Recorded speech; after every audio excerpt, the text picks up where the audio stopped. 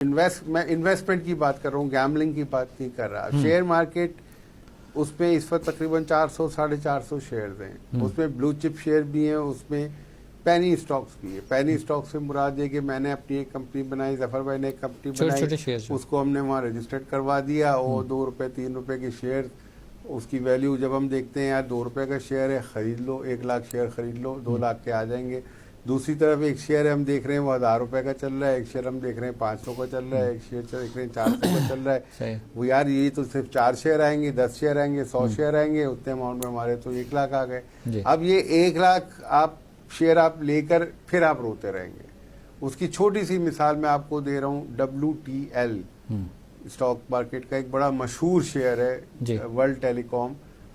इसको तकरीबन देखते देखते मुझे यूँ समझ लीजिए 2024 आ गया, 2010 12 मतलब समझ लीजिए more than 12 years I have been observing it. 80 पैसे से लेकर 1 रुपये 80 पैसे तक जाता है और बीच में एक दफ़ा शायद 3.5 पौने 4 रुपये का हुआ था। उसको बेस बना के हर ब्रोकर ने अपने हर क्लाइंट को, सर जी आप उठा लें 2 लाख शेयर उठा लें, नहीं ये आप उठा लें, ये 4 साढ़े 4 पे जाएगा, उस पर निकाल देंगे। अब वो इसको अभी जो लास्ट ये जो गया है 4 रुपये पौने 4 रुपये पे, ये इसको गए हुए भी 8-10 साल हो गए। उसके बाद से ये घुमा फिरा के कम करके 2 रुपए को क्रॉस नहीं कर पाया। लेकिन मैं जो ब्रोकर्स के साथ जिनके साथ एसोसिएटेड हूँ, बाय और 10 शेयर के नाम बीच में WTL का नाम जरूर डाल देते हैं। तो अब आप अगर ब्रोकर्स के कहने पे चलेंगे, आप खुद स्टडी नहीं करेंगे, खुद एनालिसिस नहीं करेंगे, खुद आपको ब्लू चिप शेयर्स का नहीं पता होगा कि कौन से शेयर्स डिविडेंड यील्डिंग हैं, जिनको वो कहा जाता है ब्लू चिप्स। आप ऐसे कोई शेयर ले लें जो आप 400 रुपए का ले लेते हैं मिसाल के तौर पे, वो हर साल 1 दफा 2 दफा 3 दफा डिविडेंड देता है। वो 400 वाला शेयर अगर 100 रुपए का भी हो जाएगा तब भी आप लॉस में नहीं रहेंगे। आपका शेयर मार्केट में पड़ा हुआ है और जो शेयर आज 400 का था और कल वो 100 रुपए का हो गया, उससे डेफिनेटली साल 2 साल के बाद 500 रुपए का होना है। ये मेरी स्टडी है पिछले 20 साल की। बिल्कुल सही, वापस ऊपर आना, उसे वापस ना सिर्फ ऊपर आना है बल्कि इसको ब्रेक थ्रू करना है। और वो ब्रेक, बहुत से शेयर्स मैंने लिए, वो 4 साल तक, 5 साल तक, 3 साल तक आधे के आधे हो गए। वो ऐसे ये सब भी मैंने सीखा पैनी स्टॉक्स में पैसे गंवाने के बाद। ओके, यानी कि एक लॉस उठाना फिर वो वक्त आया कि जब ब्रोकर मुझसे मशवरा मांगते थे। Time came when the brokers started asking me कि डॉक्टर साहब बताएं आज कौन सा शेयर हम लें। पहले मुझे क्रेज था, मैं सुबह खोल के बैठ जाता था तो उनके फोन आ जाते थे कि आज का बताएं।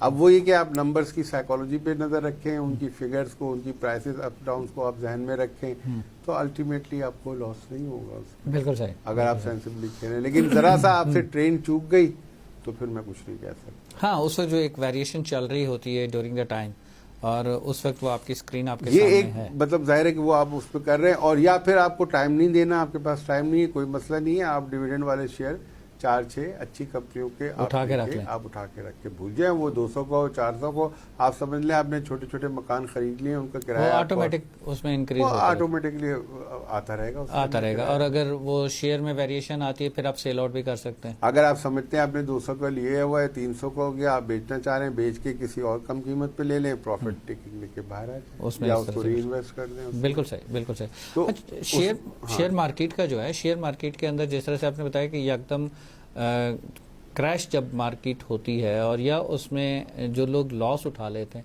वो वापस रीइन्वेस्ट करते हुए या इन्वेस्ट करते हुए एक डर, खौफ, एक उस पे देखें, आप कोई भी काम कर रहे हैं, कोई भी कारोबार कर रहे हैं, उसमें रिस्क फैक्टर होता है। जायज काम इस्लाम में वही होता है जिसमें रिस्क फैक्टर हो, जिसमें प्रॉफिट और लॉस दोनों चीजें। अदरवाइज तो आप सूद पे तो बैंक पे रखवा दें, वो आप सूद पे रखवा दें, उसको मैं रिकमेंड नहीं कर रहा हूँ कि वो आपको फिक्स अमाउंट मिलता है। बिल्कुल सही कह रहे हैं। तो उसको तो हलाल में तो यही है, उस पे तो आपको रिस्क लेना पड़ेगा। हलाल में तो उसका तरीका ये कि